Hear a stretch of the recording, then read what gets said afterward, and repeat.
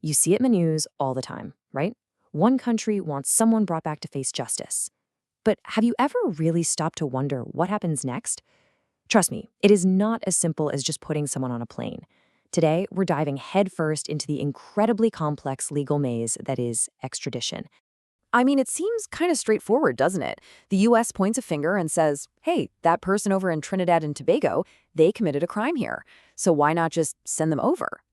Well, hold on, because there's a huge difference between a simple accusation and a lawful surrender. And that difference is all about protecting some pretty fundamental human rights. So, at its core, extradition is the official rule book for this whole process. This isn't some casual handshake deal between nations. It's a very strict, very formal dance that's governed by international treaties. Every single step is carefully choreographed. And when I say strict, I really mean it. Think of it like a legal obstacle course. A famous case, the Bow case, basically set the standard. You have to clear every single hurdle, and you have to do it perfectly. One tiny misstep, one little procedural error, and the whole thing can just get tossed out. Okay, so where does this whole legal journey even begin? It all starts with a formal request, but before it even sees the inside of a courtroom, it's got to pass a series of really crucial tests. This is what you could call the gatekeeper stage, and it's where a lot of these requests either get the green light or a hard stop. It all kicks off when that formal request lands on the desk of Trinidad and Tobago's Attorney General. The AG, they act as the first line of defense, carefully looking over the case. And if, and only if, it passes muster, the AG issues a kind of golden ticket. It's called an authority to proceed. And without that ticket, the case is dead on arrival. It goes nowhere. And here's where it gets really interesting, as we saw in that famous Jack Warner case involving FIFA. At this very early stage, the accused person, they have no say. None. The Attorney General makes the call based only on the evidence that the requesting country provides. The real fight for the accused, that starts later, once it's in the courtroom. But before the AG can even think about issuing that golden ticket, the case has to pass something called the mirror test, or what lawyers call dual criminality. It's simple, really. Imagine holding up a mirror between the two countries' laws. The alleged crime has to be a serious offense. We're talking something that carries at least a year in jail, in both reflections. If it's a crime in one country but not the other, the whole process just hits a brick wall. Now, this mirror test is smarter than you might think. It doesn't get hung up on legal jargon. So the US might call something racketeering, right? That's a term that doesn't even exist in Trinidad and Tobago's law books. But the court looks past the label.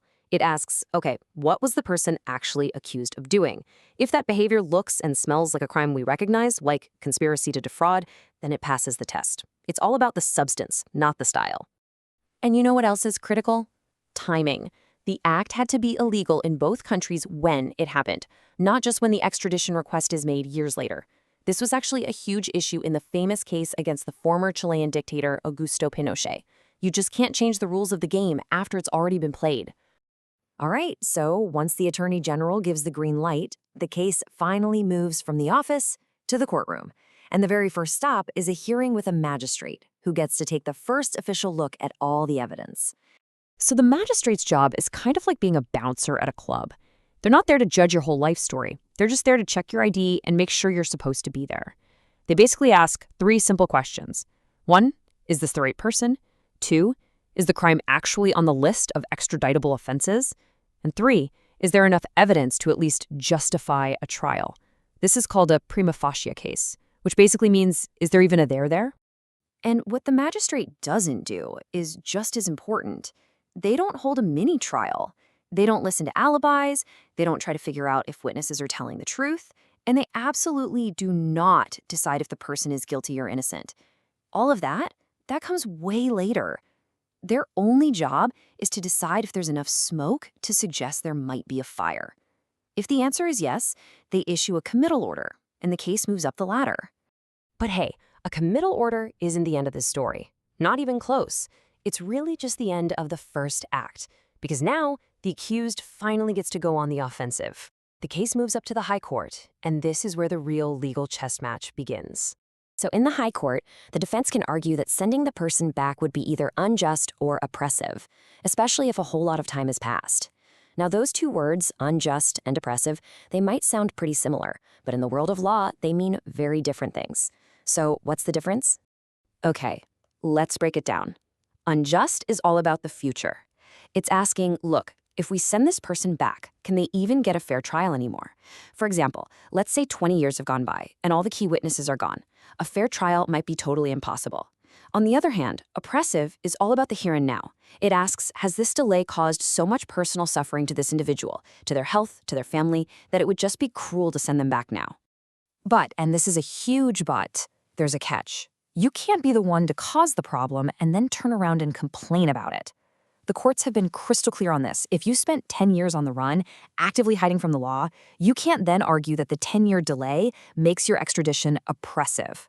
It just doesn't work that way. You can't benefit from your own bad behavior. So what if the High Court says no and sides with the committal? Is the journey over? Oh, not by a long shot. Now we start climbing the ladder of appeals. And believe me, the stakes just keep getting higher. From that first hearing in the magistrate's court, a case can be appealed to the High Court, and then from there to the Court of Appeal. And finally, it can go all the way to the Privy Council in London for a final ruling. It's a long, winding road with multiple chances for review at every single turn. And just when you think it's finally, definitely all over, there's one last twist. The case file lands right back where it all began, on the Attorney General's desk. You heard that right. Even if every single court has approved the extradition, the AG still has the final say. They can refuse to sign that surrender warrant if they believe it would be wrong for pretty much any reason. It is the ultimate safety net in the entire system. And there's one more crucial shield for the individual, and it's called the rule of specialty. Honestly, this is a game changer. It means a country can't extradite someone for, say, fraud, and then suddenly try them for something else entirely, like a political crime. It's a really powerful protection that makes sure the whole process is never a bait and switch. So there you have it. Extradition is this incredibly high-stakes balancing act. On one side of the scale, you have the absolute need to fight global crime and bring people to justice.